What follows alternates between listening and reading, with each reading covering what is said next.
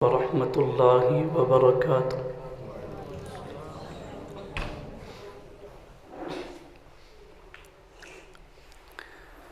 نحمده ونصلی علی رسوله الکریم، اما بعد فاعوذ باللہ من الشیطان الرجیم، بسم اللہ الرحمن الرحیم۔ یا ایہا الناس انا خلقناکم من ذکر و انثی وجعلناکم شعوبا و قبائل لتعارفوا ان اکرمکم عند اللہ اتقاکم ان اللہ علیم خبیر۔ قرآن مجید میں اللہ تبارک و تعالی ارشاد فرماتے ہیں، یا ایھا الناس، اے لوگو، انا خلقناکم من ذکر و انثی، ہم نے تم کو ایک مرد سے اور ایک عورت سے پیدا کیا، وَجَعَلْنَاكُمْ شُعُوبًا وَقَبَائِلَ لِتَعَارَفُوا، پیدا کرنے کے بعد ہم نے تمہارے خاندان اور تمہارے قبائل بنائے، اور ان خاندان اور ان قبیلوں کا مقصد لِتَعَارَفُوا وہ یہ تھا کہ تاکہ تم ایک دوسرے کی پہچان کر سکو، کہ اس کا آپ کے ساتھ کیا تعلق ہے، کیا رشتہ ہے۔ صرف یہ مقصد تھا ان خاندانوں کا، ان قبائل کا اور برادریوں کا۔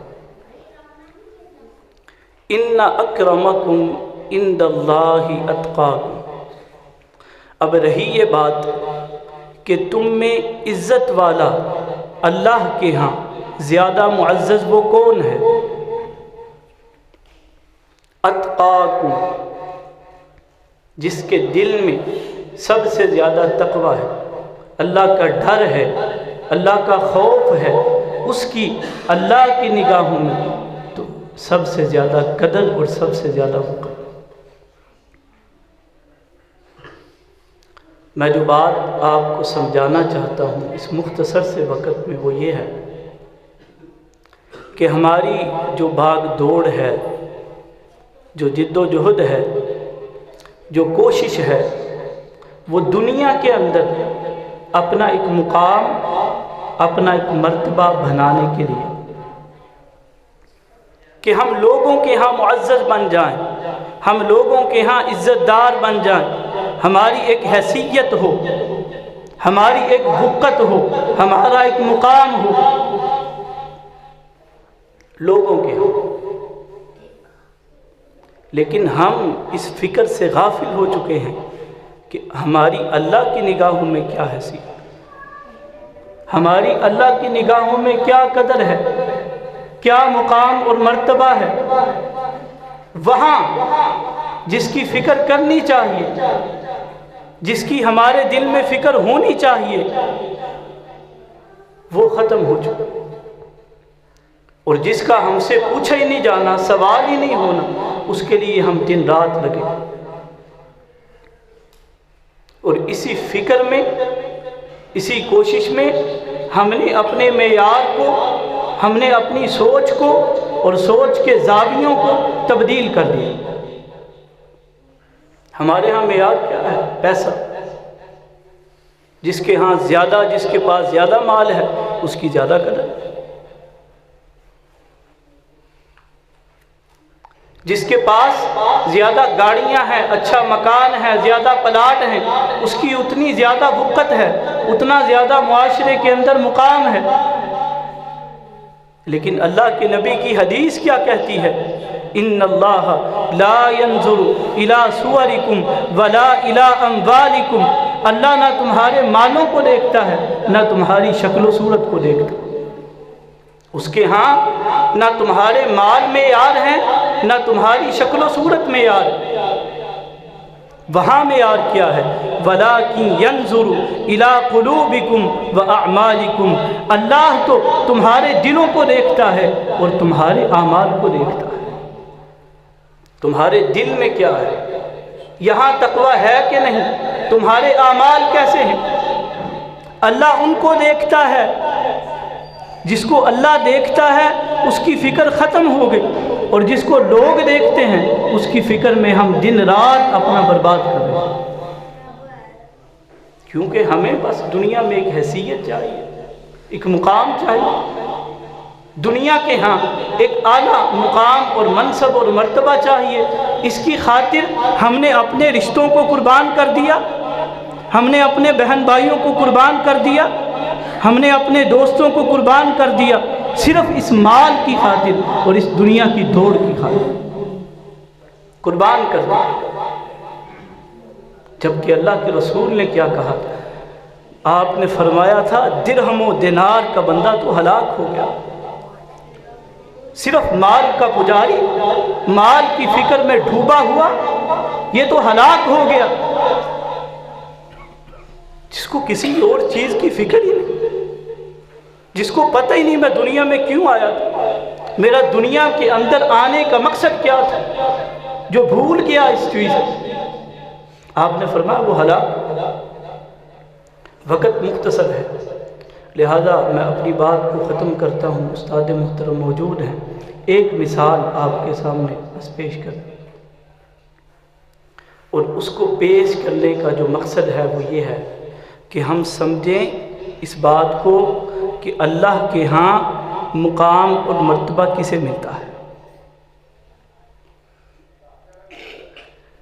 بلال حبشی رضی اللہ عنہ، سب نے نام سنا، کون نہیں جانتا؟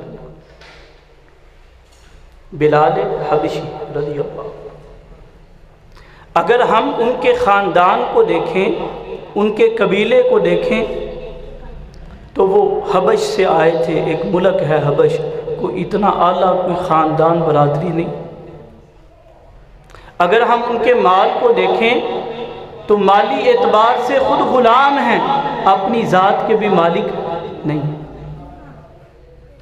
اگر حسن و جمال کو دیکھیں، شکل و صورت کو دیکھیں، کالا سیاہ رنگ، موٹے موٹے ہونٹ، لیکن اللہ کے رسول صلی اللہ علیہ وسلم جب معراج پر گئے، آپ نے اپنے آگے قدموں کی آواز سنی، سوال کیا کس کی آواز ہے؟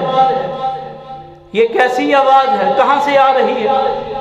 جواب دیا گیا کہ یہ آپ کے صحابی بلال کے قدموں کی آواز ہے، چلتا تو زمین پر ہے اور قدموں کی آواز جنت میں آتی۔ کس بنیاد پر یہ مقام ملا بتائیے؟ خاندان کی بنیاد، بڑا اعلیٰ خاندان، حسن و جمال کی بنیاد پر بڑے حسین و جمیل تھے، مال کی بنیاد پر بڑے مالدار تھے؟ نہیں، بنیاد دل، تقویٰ، اس بنیاد پر مقام۔ اور دوسری طرف آپ کا چچا ابو لہب، خاندان دیکھیے، اللہ کے نبی کا خاندان، اس سے اعلیٰ خاندان کیا ہو سکتا ہے؟ مال کو دیکھیے، سردار ہے، سردار اپنی قوم کا، بڑا مالدار۔ حسن و جمال کو دیکھیے، ابو لہب نام ہے، ابو لہب شعلوں کا باپ۔ لہب عربی زبان میں شعلے کو کہا جاتا، شعلوں کا باپ، یعنی اس کی جو رخسار تھے، گالیں تھیں، ان میں سرخیاں، جس طرح ہم کئی لوگوں کو دیکھتے ہیں دھوپ میں ان کی گالوں کے اوپر لالیاں بہتی، شعلوں کا باپ، انتہائی خوبصورت، انتہائی حسین و جمیل، لیکن کیا کامیاب ہو گیا؟ اللہ فرماتے ہیں تبت یدا ابی لہب وتب، ٹوٹ جائیں دونوں ہاتھ ابو لہب کے اور وہ ہلاک ہو گیا۔ ما اغنا عنہ مالہ وما کسب، نہ اس کا مال اس کے کوئی کام آیا اور نہ اس کی وہ کمائی جو وہ کماتا رہا۔ سیصلی نارا ذات لہب، ان قریب وہ شعلوں والی آگ کے اندر پھینک دیا جائے، اس میں داخل کر دیا۔ ساری چیزیں ہیں، خاندان بھی ہے، مال بھی ہے، برادری بھی ہے، حسن و جمال بھی ہے، لیکن ایک چیز نہیں ہے، اللہ کے نبی کی محبت، آپ سے پیار، آپ کی سیرت پر عمل، یہ نہیں ہے، ناکام ہو گیا۔ اور وہاں بلال کچھ بھی نہیں ہے، دل میں تقوی ہے، اللہ کا ڈر ہے، کامیاب ہو گیا۔ تو یہی میری بات کا خلاصہ ہے میرے بھائی، ہم آئیں اللہ کے نبی صلی اللہ علیہ وسلم سے محبت کریں، آپ کی سیرت سے محبت کریں، آپ کے اسوہ پر چلیں۔ ہم یہ معیار جو ہم نے بنائے رکھے ہیں ان کو چھوڑیں، معیار بدلیں، سوچ بدلیں، انشاءاللہ اس سے ہماری زندگیاں بدل جائیں گی۔ اللہ سے دعا ہے وہ ہمیں بات کو سمجھنے کی اور عمل کرنے کی توفیق عطا فرمائے۔ اقول قولی ھذا استغفر اللہ لی ولکم۔